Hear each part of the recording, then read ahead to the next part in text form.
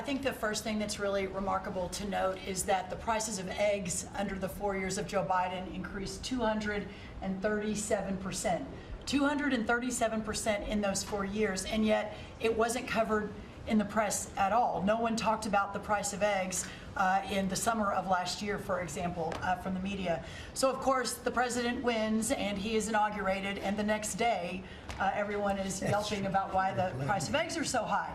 So it was certainly one of many, many issues we took on under the 4 years of Joe Biden. We had the cost of input go up 30% for all of our agriculture products.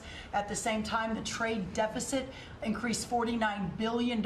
So it was zero under the first Trump administration, and then under Joe Biden, we sold $49 billion less of our ag products around the world. Then you combine that with the avian bird flu, and I know I've talked to a lot of you in the press on this over the last 3 or 4 weeks.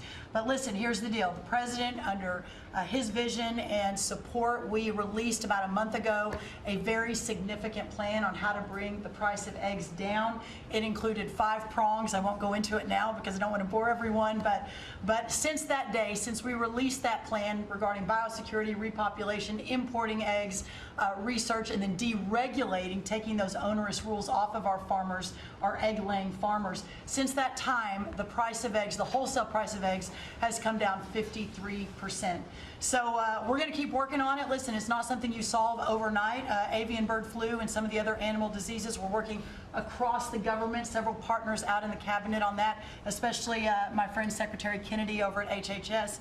But we have a long-term solution, but at least for now, in the short term, thanks to President Trump and so many that have worked so hard, the price of eggs are coming down, as well as the price of groceries. So thank you, sir, for the opportunity to lead on that. And the number is 53%, and they're readily available. So I think it's a fantastic job. And overall, groceries are down, too. That's right. They're coming down. So the consumer's finally seeing some good news instead of year after year of prices going up because of grossly incompetent leadership.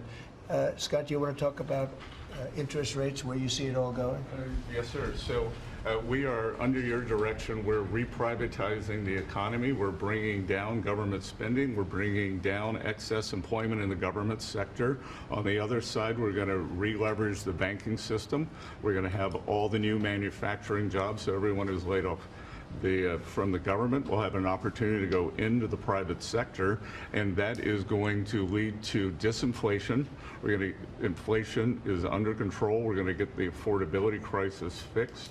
So lower energy, deregulation, more private sector jobs that will naturally get interest rates down. Interest rates down